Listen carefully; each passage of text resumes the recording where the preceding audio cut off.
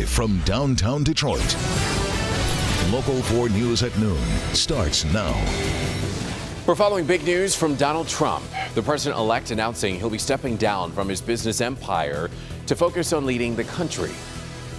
And sentencing day, a Detroit man learns his fate in the murder of a little girl and her mother that led to an Amber Alert. But first, remembering Wayne State Sergeant Colin Rose. But we do start now at noon with breaking news that we're following out of Detroit, where witnesses say shots were fired at a DPD officer. This is happening in the area of Charleston and Remington south of 8 Mile. Police saying that no one was injured in this shooting, but there is an investigation underway. Our Jason Coldthorpe is on the scene right now. He's gathering the latest information. We're going to get a live update from him coming up in just a little bit. Thanks for joining us, though. For Local 4 News at noon, I'm Evrod Cassimy. We do start with Colin Rose, who was shot last Tuesday on the job and died of his injuries last Wednesday. Support for his family and Brothers in Blue has been pouring in from all across the state and the country, as right now officers and families are gathered at Ford Field to remember him. Local 4 Sean Lay is there live. And Sean, you can imagine this is a very emotional time for all of the people who knew him. Of course, and let me set the stage for everyone here. Good afternoon, everyone. Good afternoon, Evrod. We're outside the Ford Field doors here, keeping a respectful distance here, but you can see people lined up, and this got going here around 10:30 this morning. You've got police officers from all over our state and as far away as New York State to come here and pay their respects to Sergeant Rose. His friends are here, his family members are here as well, and this whole thing began this morning with really a breathtaking honor of Sergeant Rose from canine officers from all across the state and even out of state. Canine officers and their partners, highly trained teams that have a deep bond, all lining up outside Ford Field. Canine teams from Port Huron to Armada, Livonia to Detroit, their line stretching down Adams Street. In the front, Sergeant Colin Rose's partner, Wolverine, named for a fallen officer. And it was obvious that Wolverine is anxious after his partner was shot and killed in the line of duty last week. Sergeant Rose's family arriving here for the day-long viewing, an emotional scene, a heartbreaking one. So many officers from across the state here to pay their respects with their canine partners, with so much sadness in the air. He's bonding with his handler. You know, he goes home with him. The handler feeds him, the handler takes care of him, the handler trains him. So that's who he bonded with. That's who he looks for every day. That's who he goes to work for. So naturally, it's the bonding issues is not there now. So that's Wayne State Police Chief also back here live. Take a look. This is one of 2 dogs that Sergeant Rose worked with. This is Wolverine, one that's a little more well-known, I suppose. And there was a lot of outpouring of emotion from our community, our Local 4 viewers, about how this dog was doing. He looked very, very anxious. People were saying, look, he looked heartbroken as this procession was being lined up. Here's his handler here now with Wayne State. He is looking very calm. We're going to speak with him, the handler, here in just a few moments to get everyone an update on how Officer Rose's, Sergeant Rose's partner is doing as well. Evrod, what's happening here? This is going to go until 5 o'clock tonight here at Ford Field. The mayor will be showing up as well as Governor Snyder. Back to you. It is so great to see Sergeant Rose remembered in such a manner. So, Sean, thank you for the update there. What it turned out to the sentencing of a Detroit man in the murder of a 4-year-old and her mother. Nick Monticelli was in court today and has the story. Nick? Evrod, good afternoon. It was interesting in court today because this was a huge case we all knew about. 4-year-old Savannah Walker, her mother Heidi, went missing. An Amber Alert is issued and then their bodies are found in the basement of a vacant home. But the man accused of it and then who pled guilty told the court today this could have been avoided. People versus Marcus Hightower. Marcus Hightower made headlines after he was accused of kidnapping and killing Heidi Walker and her 4-year-old daughter Savannah early this year. An Amber Alert was sent out, but unfortunately, Heidi and Savannah were found dead, burned, in the basement of a vacant home in Detroit. Hightower was charged with murder and arson, and he accepted a plea of second-degree murder, admitting he stabbed Heidi to death because of an argument. Today, he was sentenced to 50 to 75 years in prison, but Hightower says this could have been avoided if he was properly diagnosed with bipolar disorder. And with the right medication and treatment for my problems, these crimes may have been prevented. However, I accept full responsibility for my crimes. Outside of court, Heidi Walker's sister Holly said it doesn't matter. There's a lot of people that have types of mental illness that don't commit acts like he did. Savannah was just 4 years old when she was killed. Her uncle Brian says every day is a struggle. She's 4, I mean, she was a happy kid, she would, do whatever. I mean, I don't know, she needed to enjoy a pure and good life. A pure and good life indeed. Now, he was also sentenced and pled guilty to the arson that was set at the home where both bodies were found. He was sentenced to 6 to 10 years for that. That time will be served at the same time he is serving time for the murders. We are live at the Frank Murphy Hall of Justice. Nick Monticelli, Local 4. All righty, Nick, thank you. We want to go to Alabama now, where at least 5 people are dead after a tornado outbreak ripped through several southern states overnight. And among the hardest hit areas was northern Alabama, right along the Tennessee border. And that's where 5 people were killed, 4 children sent to the hospital in critical condition. Flash flood warnings are still in effect in both states, as schools are currently being used as shelters for those who have been displaced from their homes. Weather that we're seeing here, nothing like that. In fact, it's kind of hard to believe, Brandon, that it is November 30th. We're in the final day of November, and it really feels more like October-ish, to be honest. It does, absolutely. And as we head into December tomorrow, change is coming your way. Look at the numbers, especially sort of the eastern half of our viewing area. We've got 55 degrees at Metro, 54 City Airport, Mount Clemens at 54, Pontiac's 53, but some cooler air right behind it, not dramatically colder, but 48 in Lansing, it's 46 right now in Howell, 46 in Jackson. So again, mainly in the Detroit area at 55 degrees, falling just a little bit through 2 o'clock.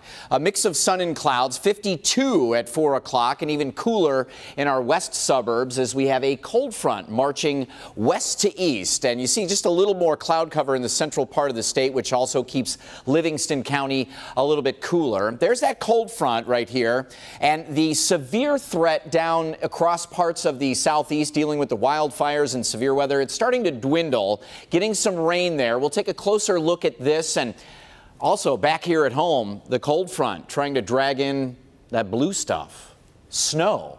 We'll talk more about it coming up. In the meantime, your 4-zone weather, your neighborhood weather is updated. Just go to the weather tab of clickondetroit.com. Everett? Thank you, Brandon. We want to get to some more breaking news that we're following for you this afternoon. Out of Washington, D.C., that's where House Minority Leader Nancy Pelosi will remain the top elected leader of her party, announced today. Pelosi has won the race to lead the Democratic caucus for an 8th term. Pelosi's position in the House was being challenged by Ohio Democratic Representative Tim Ryan, but Pelosi has fended him off in a secret ballot election. Of the 200 votes cast, Pelosi won 134 to Ryan's 63. And in more political news this afternoon, President-elect Trump announces that he's leaving his businesses. Plus, more cabinet positions are confirmed today. NBC's Tracy Potts has the story from Washington. On Twitter this morning, the president-elect said he's not mandated to leave his business, but he does plan to do so, and he'll explain that with his children. He says legal papers are already being drawn up to make it happen. Mr. Trump, when will you hold your first news conference? President-elect Donald Trump says he's holding a news conference December 15th to detail how he'll completely leave his business to avoid conflicts of interest. The presidency is a far more important task, he tweeted this morning. I think the American people are seeing the leadership and the energy that our president-elect is going to bring to the White House on January 20th. 2 more people confirmed this morning they've been offered cabinet positions. Can you gentlemen confirm that this has happened now, We can indeed. Goldman Sachs alum and campaign finance chair Stephen Mnuchin as Treasury Secretary. Our #1 priority is tax reform. And billionaire Wilbur Ross as Commerce Secretary. No, I didn't think I would ever have a boss again. I think you're both. Still up in the air, Secretary of State. My sense is he's narrowed it down to a very small group of people, including Mitt Romney. He had dinner with Trump last night. The people he selected as members of his cabinet are solid, effective, capable people. Candidates and advisors are swarming Trump Tower. We talked about Secretary of Labor and something I'm going to consider. Vice President-elect Pence meets with Republican leaders on Capitol Hill today. The Senate says they're ready to quickly confirm Trump's cabinet. And we've learned President-elect Trump is kicking off his thank you tour in Ohio tomorrow, a state that he won. He's got a rally in Cincinnati. He'll also be in Indiana to talk about 1,000 factory jobs that will not be leaving the United States. Tracy Potts, NBC News, Washington. Alrighty, thank you, Tracy. Still ahead here on Local 4 News at noon. New information about that deadly plane crash down in Colombia and what crews found in the wreckage that will help investigators determine what in fact caused that plane to go down. But first, police searching for a motive in the horrific attack on campus at Ohio State University. Find out what police are now saying about the man responsible. And we are continuing to follow breaking news for you now here in Detroit, where witnesses say shots were fired at a DPD officer. Police say that no one was hurt in the shooting, but information is still being gathered. We're going to go live to our Jason Colthorpe, who's there at the scene with the latest coming up. Keep it here. Welcome back. We are continuing to learn more about that student police say is responsible for Monday's attack at Ohio State. Police say Abdul Artan posted on Facebook that he was angry about the recent attacks on Muslims and even referenced an al-Qaeda leader. ISIS has claimed responsibility since for this attack and called Artan a soldier. But investigators say that there's no indication Artan ever communicated with the terror group. 3 people are still hospitalized from this attack. And right now, we want to get you updated on a breaking news situation that's unfolding here in Detroit, where shots were fired at Detroit Police Department officers. Right now, we want to go to Police Chief James Craig, who is updating us on the situation. Let's listen in. Thanks, Everett. We are here with Chief James Craig, who is about to update the situation on what's been going on in this neighborhood this morning. Chief? Yes, around 10:30 here in the 12th precinct, officers on routine patrol not responding to a call for service were in this area. We're eastbound on Remington at Derby. As they approached the intersection, they heard several shots being fired. As they continued to advance in an eastbound direction, they looked and saw a suspect with what appeared to be an assault-type rifle, a magazine, a large capacity magazine, and began to fire shots at the officers. At that point, to avoid being struck by gunfire, the officers quickly accelerated eastbound out of the field of fire. Here's what we know. 3 suspects were in the area. The one armed with the weapon was wearing all black. It appeared that he may have had a white T-shirt under a black jacket. We do have an image of the suspect. We're in the process of trying to enhance it so we can get it out to you. Again, officers traveling eastbound, routine patrol, ambushed. Now, what we don't know, we do know there is a drug house on this block, and there's been a rift between 2 opposing drug gangs, if you will. As of recent, we don't know if the initial volley of fire was targeted at a drug house on this block. But that said, as the officers came into the view of the suspect, he took it upon himself to start firing at the officers. We've seen officers going door to door at this point. Is that what's happening now? We're doing a grid search. We believe the suspect is still in the area, and so we're continuing to ask for the public's help. Right after this shooting incident, we had a number of tips come in over 911 who reported seeing the suspect point the weapon at the officers and fire the shots. So again, we believe the officers were targeted at that point.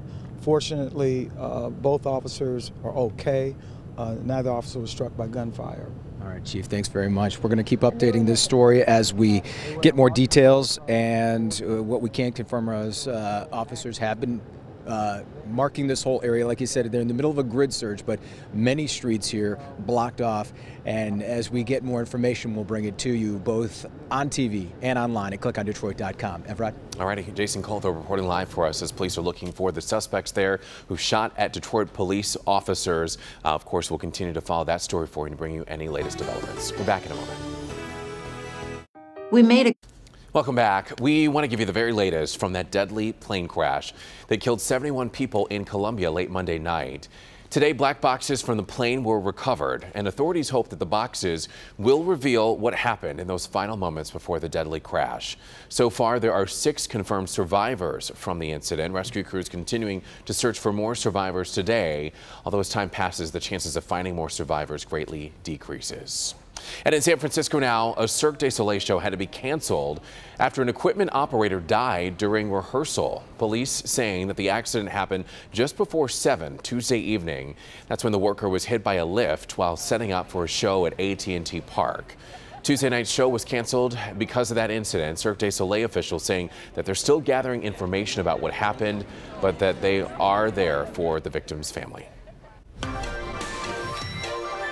It's weather time. Let's get started with our 4-zone temperatures, and one of these temps is not like the other. We've got low and middle 50s in our metro, north, and south zones, but Howell at 47, a little more cloud cover. Cold front has already pulled through that area, so it is cooling from west to east, but still another couple of hours here of middle 50s, especially on the, east side of 275, 55 degrees, cooling down through the afternoon, 35 degrees overnight. So we're getting into December. We're getting back into the chill.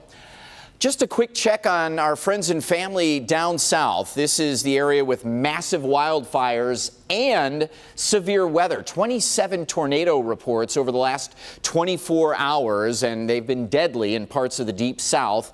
And the winds are starting to relax a little bit. Still have a wind advisory in parts of Tennessee near Knoxville, but the latest check, 10 to 15 mile-an-hour winds there, and they're getting some pretty heavy rain.